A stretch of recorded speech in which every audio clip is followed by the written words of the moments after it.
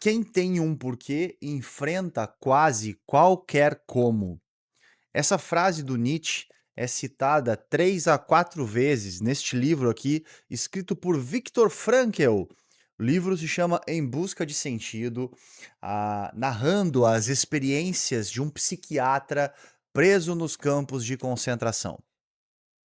Esse livro aqui, eu recomendo, tá? Acho que toda pessoa deveria ler por uma noção histórica e também para entender o ponto de vista extremo.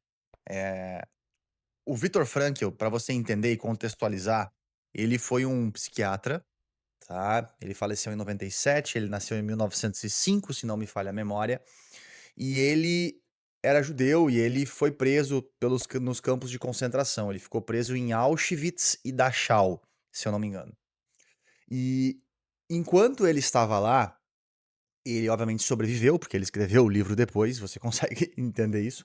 Porém, ele conseguiu observar por que algumas pessoas sobreviviam ao campo de concentração, aquelas barbaridades, aquelas coisas horríveis, e alguns não sobreviviam, não conseguiam fazer isso. E ele narra isso nesse livro, uma curiosidade, esse livro foi escrito em apenas 9 dias depois que ele foi solto dos campos de concentração. E uma outra curiosidade é que ele não escreveu, ele ditou o livro, porque ele não tinha forças para escrever. Ele estava, como basicamente todos os prisioneiros dos campos de concentração, estavam quase morrendo de inanição, fome, água e, enfim, sem contar outras doenças de muitas pessoas que ficaram pelo caminho lá. E ele conta a história, ele conta essas barbaridades que ele viu lá, essas coisas horríveis que aconteceram. E nesse episódio aqui, eu vou destacar que eu vou apresentar ele de uma forma um pouco diferente. Você que já assistiu alguns outros episódios, sabe que eu utilizo aqui, né, o Markdown do Obsidian. Ele vai estar aqui também, ele tá aqui também para me apoiar, ele tá lá no meu Obsidian aqui, tá? Mas eu vou usar também alguns recursos, eh, de slides aqui, porque eu acredito que talvez seja uma boa alternativa aqui para conseguir ter uma experiência melhor para vocês que estão assistindo também, trazer um pouco mais visual, um pouco menos textual. Inclusive, eu quero a opinião depois de você que assistiu esse episódio, assistiu outros episódios, qual que você acha melhor, tá? Um ponto importante também aqui é entender que eh, o objetivo do podcast não é você não ler o livro e eu fazer o resumo pra você e você saber tudo que tem no livro porque eu te disse, não. É justamente o contrário, é incentivar a leitura, é incentivar que você leia.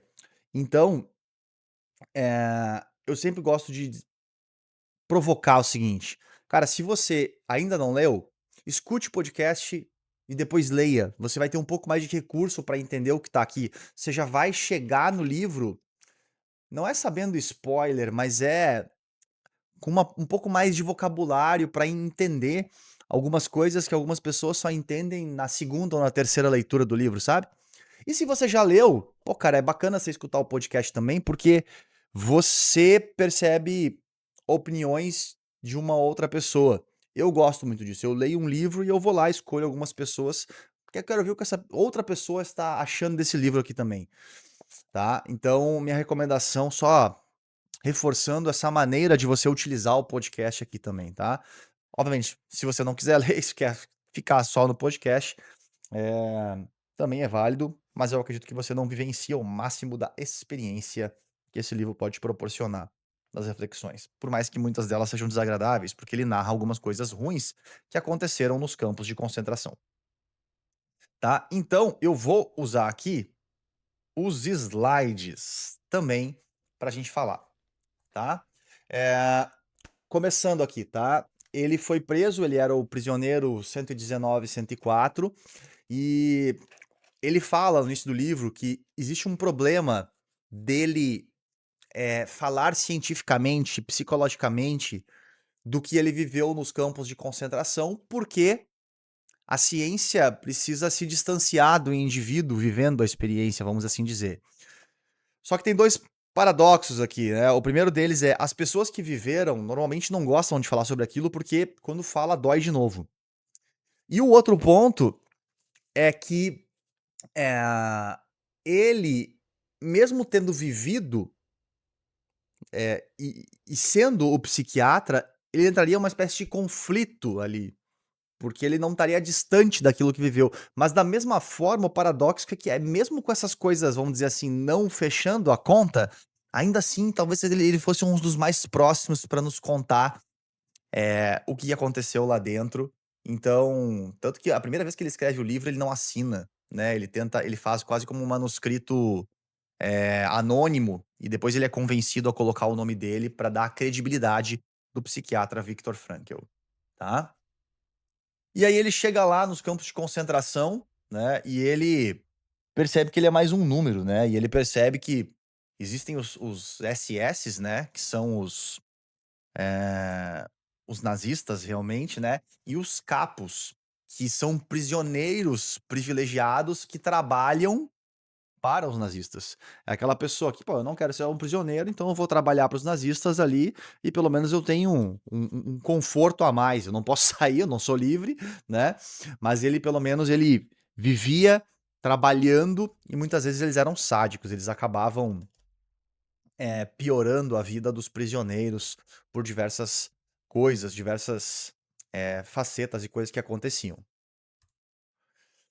Então, um dos pontos aqui era entender a realidade, né, esses 2 Viktor Frankls que estavam lá dentro. Um deles era o prisioneiro que tinha um número, né, tatuado, 119, 104, muita fome, né, eles não tinham mais que 300 gramas de pão, muitas vezes para dividir, era frio cortante, né, da Europa, era trabalho escravo, ameaça constante de: "Se você não fizer isso, eu vou te colocar na câmara de gás". Eh enfim, muito desafiador, né, a pessoa chegar lá e não ter nada, né. E o outro lado era o Viktor Frankl, o observador, né, que era um psiquiatra, que estava tentando analisar o comportamento humano e que estava tentando entender o por que algumas mentes se estilhaçavam e outras não. Então, ele divide a primeira parte do livro em 3 grandes partes, que é ele narra como foi a recepção, ele narra como foi o campo de concentração em si, como foi a vivência, e como foi o pós-campo, que a pessoa acaba meio que perdendo-se de si nessa fase. Então, logo que eles chegam, né, eles chegam de trem no vagão lá, depois de terem sido presos, e, enfim, um monte de gente amontoada, né. E aí eles têm uma expectativa, assim, de: "Ah, se eu for pra direita, eu vou pra esquerda, se eu for pra direita, eu vou bem, se eu for pra esquerda, eu vou mal". E aí, muitas vezes eles se achavam, com pouca sorte por ter ido para o lado do trabalho escravo, mas muitas vezes o outro lado era o lado da câmara de gás e não avisavam as pessoas, né. Então, eles chegavam lá e uma das coisas que ele narra que são bem dramáticas, assim, é que você leva alguns pertences, né, aliança, talvez algum manuscrito. Ele tinha um manuscrito científico escrito ali no bolso, eh eh, tudo, né, que eles tinham algumas coisas ali, eles raspavam para não ter piolho, a cabeça e tudo mais, né, e e eles vão dizendo: "Vai, tira tudo, vocês têm 2 minutos para tirar tudo, senão eu arranco de vocês". Algo nesse tipo, né. A única coisa que sobra depois daquela experiência é um corpo, nu com um número tatuado. Então eles tiram tudo, eles tiravam tudo, entre aspas, "tudo que o ser humano tinha externo". E muitas pessoas acabavam, depois desse momento, sair correndo por arame farpado eletrificado, numa tentativa de suicídio, porque já não aguentava aquele momento de desafio. E aí ele, enfim, né, narra essa esse momento, esse choque, né, de realidade, e depois vem a apatia, né, a apatia que é aquela coisa: "Cara, não tenho o que fazer, não tenho o que fazer, não tenho o que fazer". E no campo, ele narra que, cara, as pessoas não têm noção do que é uma pessoa que, eh, está desesperado pela sua sobrevivência. Por mais que a pessoa possa imaginar, ela não tem noção do que é. E é interessante essa narrativa, porque muitas vezes a gente quer dizer o que uma pessoa faria ou não faria ou deveria fazer numa condição de miséria extrema, né, que seria um equivalente fora dos campos de concentração. E Eu acho interessante essa provocação para exercitar a empatia, tá? Eh, E aí,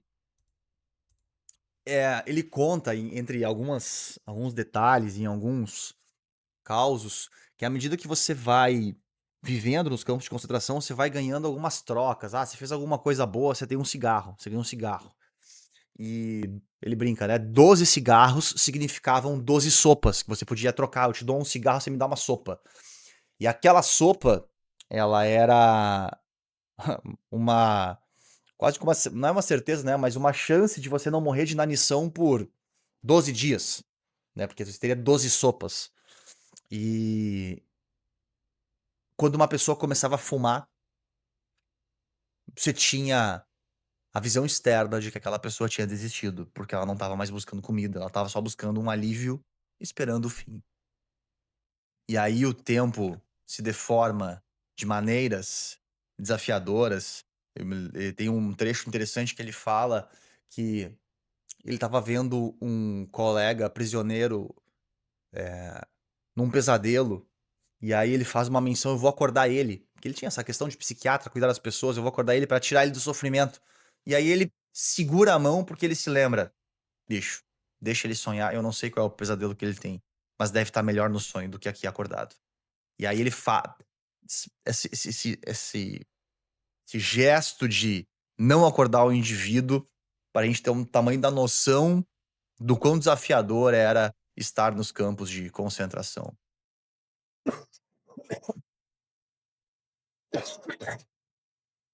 Perdão. Eh, E aí ele começa a perceber que tem 2 tipos de prisioneiros em forma geral, né, que é um que perde totalmente a dignidade, que um que se entrega às condições do ambiente e um que resiste. E aí entra aquela questão: ele resiste por quê, né? Ele é uma atitude interior que acontece ali, né. Ele é o numa das nos momentos que as pessoas estavam muito, sem esperança, o Viktor Frankl vai lá e faz um discurso, e depois as pessoas vão lá, agradecem ele pelo discurso, chorando, agradecendo. E aquela palavra de carinho, ela vem da onde? Naquela situação, de extremo desafio. E aí ele tem a frase, né, que é muito marcante aqui, né, que tudo pode ser retirado do humano, exceto a última liberdade dele, que é escolher como ele age diante de alguma coisa. Eu posso tirar tudo, ele tirou, né, ele faz essa narrativa, né, ele cria essa linha: "Ó, eu tirei tudo do ser humano, raspei sua cabeça, só deixei ele com uma tatuagem no braço, e o que que fica no ser humano? A escolha de agir diante de algo, mesmo que seja horrível, né, diante de qualquer circunstância. E aí ele vai falar da tese do otimismo trágico, que eu estou antecipando um pouco aqui já na narrativa do livro, mas que é o poder da escolha que transforma essas coisas desagradáveis, a dor, a culpa, a morte, em algo que seja, levado para um desfecho positivo, como oportunidade de se melhorar, um incentivo para uma ação responsável ou uma conquista humana. Eh, Quando eles saem do campo, né, muitas coisas acontecem, né, ele narra boa parte do livro é ele narrando as coisas que acontecem. Tem um momento que ele consegue um certo benefício com eu não me lembro se era um capo ou se era com um SS, que ele dá conselhos amorosos, ele dá conselhos psicoterapêuticos, vamos assim dizer, e ele acaba ganhando um lugar de privilégio, né. Ele acaba ganhando um espaço de: "Ó, vem aqui, eu te cuido, tu vai trabalhar do meu lado hoje, e aí eu não te espanco naquele dia". Algo como como se a recompensa, perceba, nessa situação extrema que era não levar pancadas, né. E aí chega no momento que ele vai falar do pós-campo, né, que a única coisa que eles sentem é a vontade de comer desesperados, né, e a mente parece que fica lá atrás, não se percebe a alegria.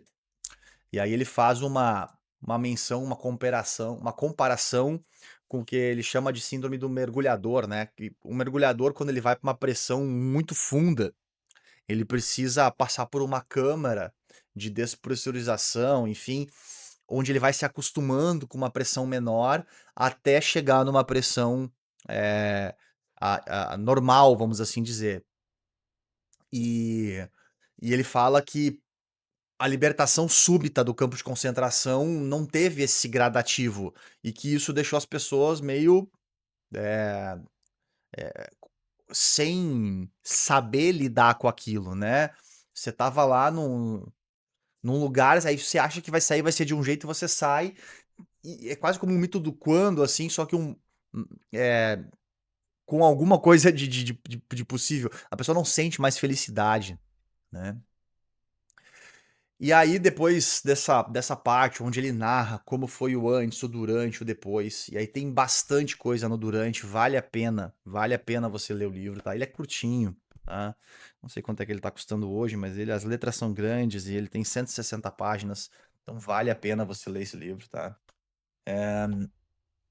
Ele vai ensinar como chegar no sentido, no propósito.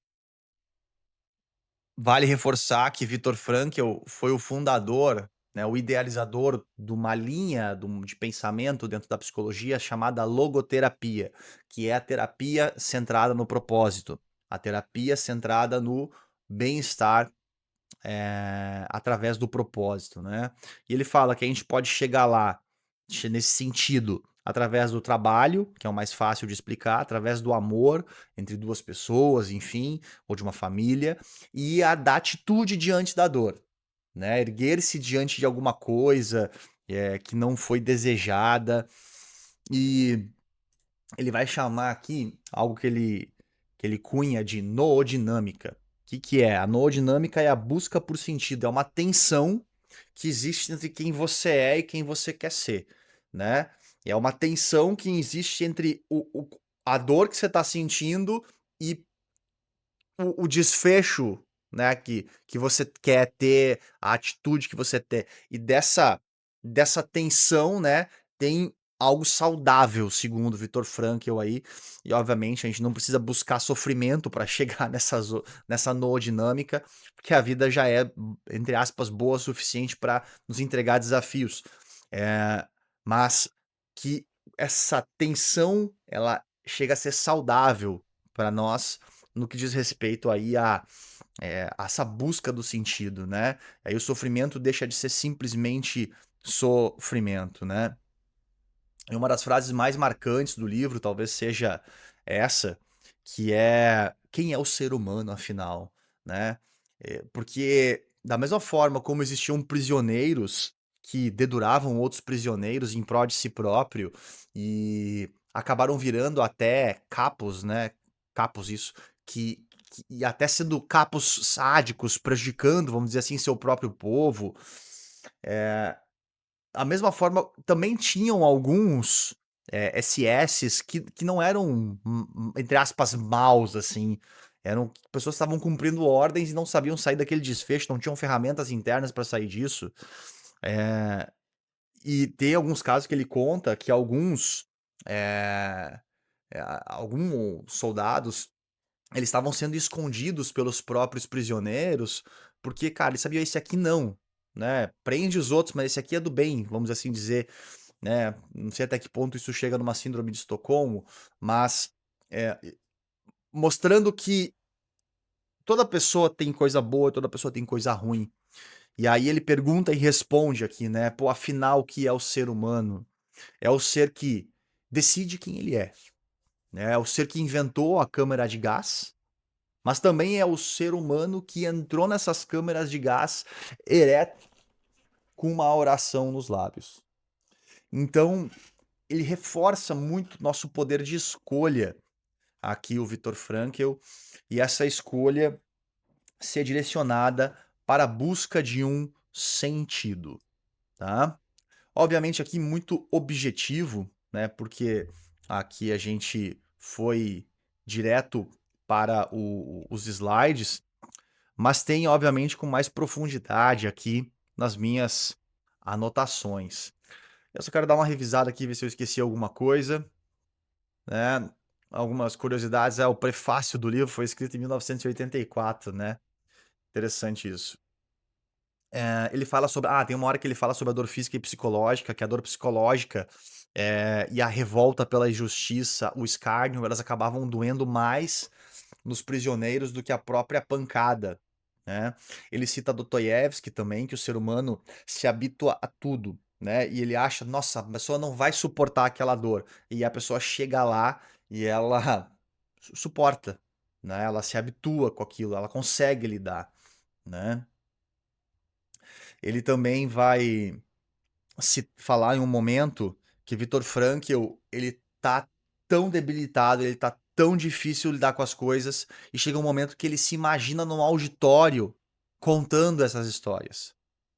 E é interessante isso, porque ele quando coloca e projeta o futuro aqui, num sentido para aquilo, né, eu tô vivendo isso, tá doendo, mas, cara, eu vou contar essa história um dia. Ele encontra forças, ele desenvolve forças internas aqui para lidar com essas adversidades.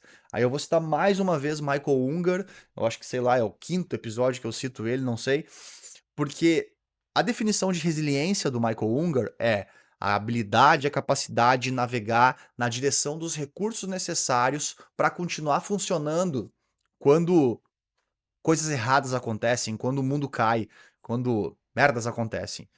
E nesse momento, quando eu olho para o sentido e quando eu busco o sentido nessa situação, o sentido ele gera energia interna e ele é um recurso para eu desenvolver essa resiliência e poder lidar com essa situação adversa que está sendo vivida. Então, essas âncoras para o futuro, de sentido, de imaginar, de acreditar que algo bom pode acontecer, ela é benéfica, porque ela gera recurso. O que não pode, que a gente já falou em outros momentos aqui, é eu condicionar minha felicidade àquilo. Aí eu imagino que, nossa, quando eu chegar lá, tudo vai ser resolvido. Aí você chega, não está resolvido, e aí você segue infeliz. Tá? Que mais aqui eu já falei sobre os conceitos, e basicamente é isso aqui, resumindo, tá?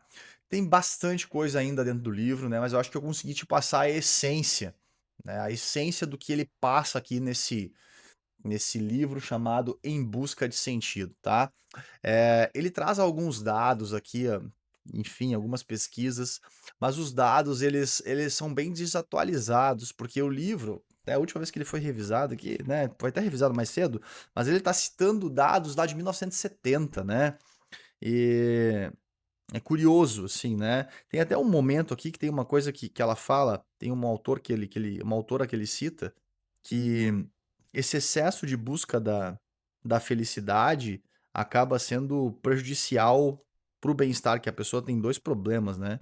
Mas enfim, tá aqui que a pessoa é infeliz e sente culpa por ser infeliz ainda, porque ela tá numa sociedade onde tudo tem que ser perfeito, né?